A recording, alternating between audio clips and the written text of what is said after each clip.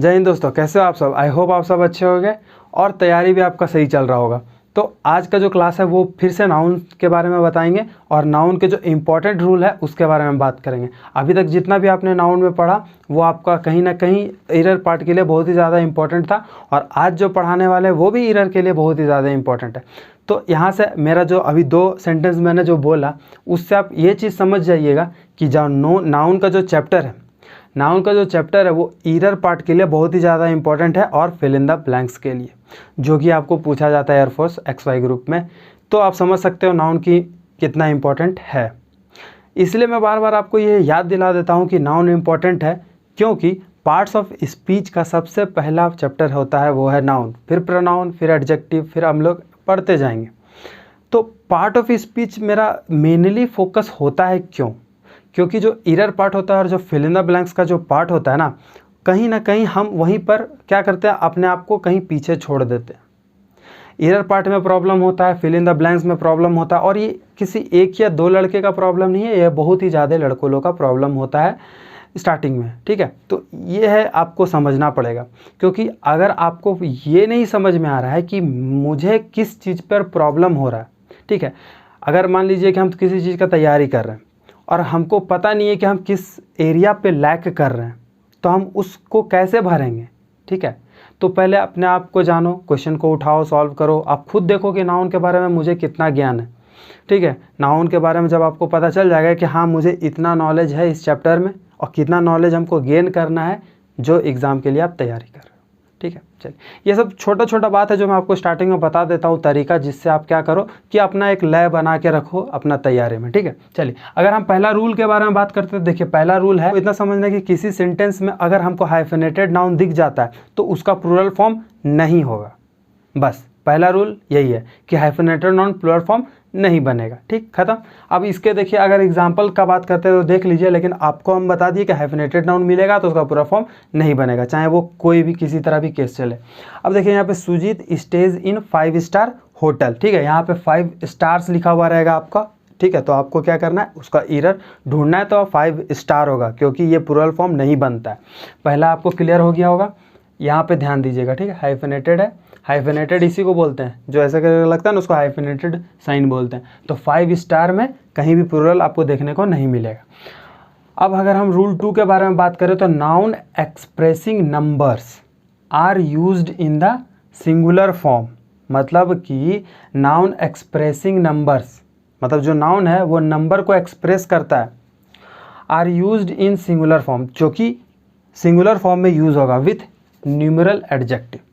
ठीक है, देखिए जैसे Sujit gave me 5 dozen pens. ठीक है, सेंटेंस को पढ़ने से कहीं कहीं लग रहा होगा कि नहीं कहीं तो है गलती, बहुतों को सही भी लगता होगा, बहुतों को ये सही भी लग रहा होगा, लेकिन अगर रूल पढ़िए तो क्या बोलता है, noun expressing number are used in singular form, तो यहाँ पे एस क्यों होगा। ठीक है, डजन का कभी डजन्स नहीं होता, याद रखिएगा, डजन का कभी डजन्स नहीं होता। तो वही कहता है कि singular form with numeral adjective, तो ये है आपका न्यूमरल एडजेक्टिव और इसके साथ जो यूज़ होगा वो आपका होगा सिंगुलर। जी बिल्कुल क्लियर। बढ़ते हैं आगे। थर्ड रूल के बारे में अगर हम बात करें, ये सब नोट कर लीजिएगा, फिर बता देते हैं।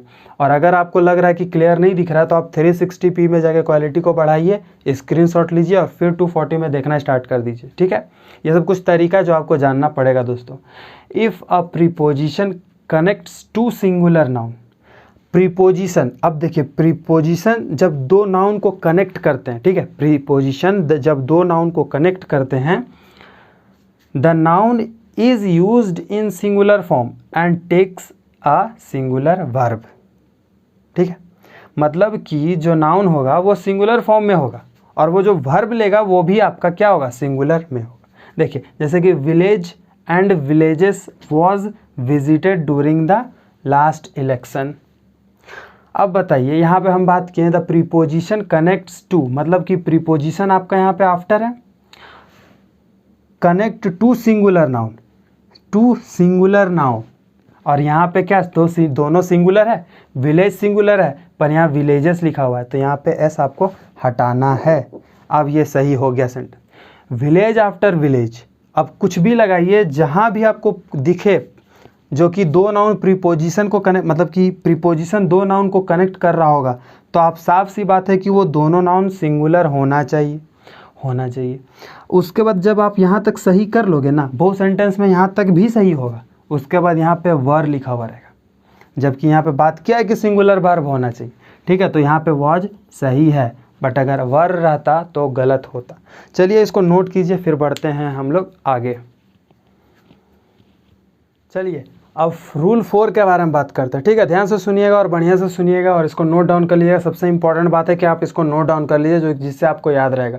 रूल 4 के बारे में बात करते हैं तो देखिए, व्हेन मेनी आ, मतलब याद रखिएगा कि जब many a is used it is always followed by singular verb, मतलब जब भी आपका मेनी आ यूज हो तो सिंगुलर वर्ब वहाँ पे यूज होगा। जैसे कि देखिए, अगर बात करते हैं मेनी आ किड्स, ठीक है। तो अब देखिए यहाँ पे बहुतों को लग रहा होगा कि किड्स में आपको सिंगुलर करना है, जी नहीं, वर्ब को सिंगुलर करना है, जो कि है यहाँ पे, ठीक है। वाज, अगर वर होता तो गलत होता, ठीक है। तो मेनी आ के साथ हमेशा वर्ब लगता है सिंगुलर। चलिए दोस्तों बढ़ते हैं आगे। अगर देखिए इस रूल के बारे में हम बात करें तो ये बहुत ही ज़्यादा इंपॉर्टेंट रूल है, ये बहुत ही ज़्यादा इंपॉर्टेंट रूल है, हर बार पूछा जाता है, हर बार।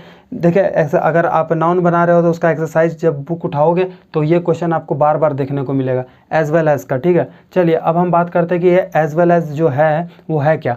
तो देखिए अगर एज वेल एज का बात करें, अलॉन्ग विथ का बात करें, टुगेदर विथ का बात करें, इन एडिशन टू का बात करें, इसमें क्या होता है ना कि जब ये ज्वाइन टू सब्जेक्ट, मतलब इसके पहले एक सब्जेक्ट इसके बाद एक सब्जेक्ट, मतलब एज वेल एज के पहले एक सब्जेक्ट और उसके बाद एक सब्जेक्ट जब हो, तो क्या होता है ना कि the verb will be used according to the first subject. मतलब इसमें इस सेंटेंस, जहाँ भी सेंटेंस यूज हुआ जहाँ पे एज वेल एज लगेगा तो उसके पहले एक सब्जेक्ट रहेगा, उसके बाद एक सब्जेक्ट रहेगा, लेकिन उस सेंटेंस में जहाँ भी वर्ब का प्रयोग किया जाएगा दोस्तों वो फर्स्ट सब्जेक्ट के अनुसार रहेगा।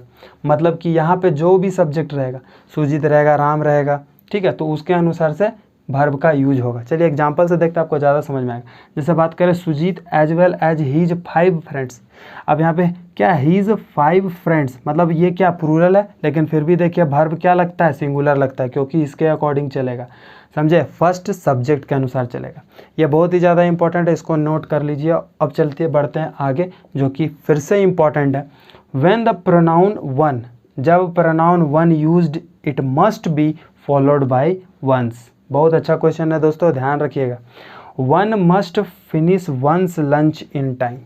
अब समझिए, यहाँ से साफ साफ बात समझ लीजिएगा कि जो वन होता है ना दोस्तों, इसका पेयर हमेशा वंस के साथ चलता है, पोस्ट ऑफिस एस लग जाता है।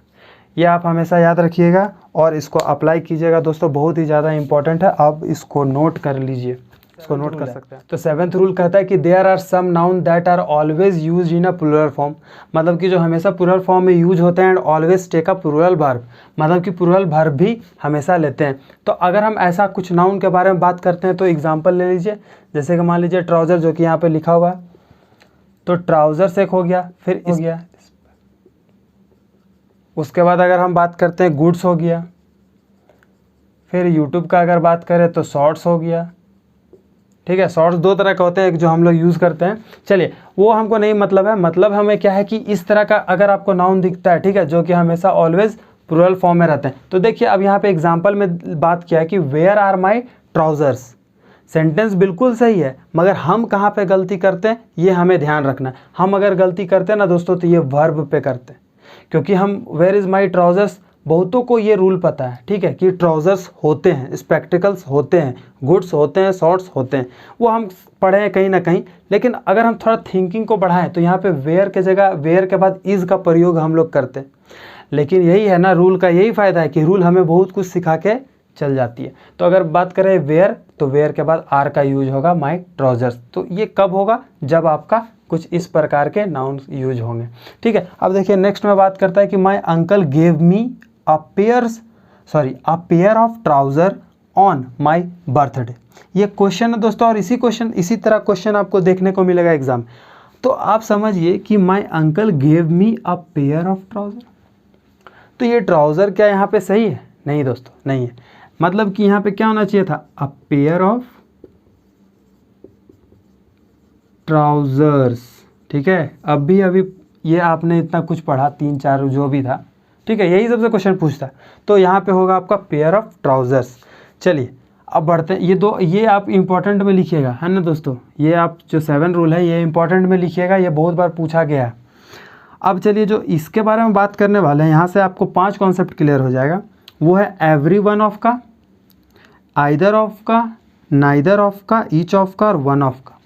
अब देखिए इसमें से सबसे ज़्यादा क्वेश्चन किस में आता है दोस्तों, वो आता है वन ऑफ का। वन ऑफ का क्वेश्चन बहुत बार पूछा जाता है।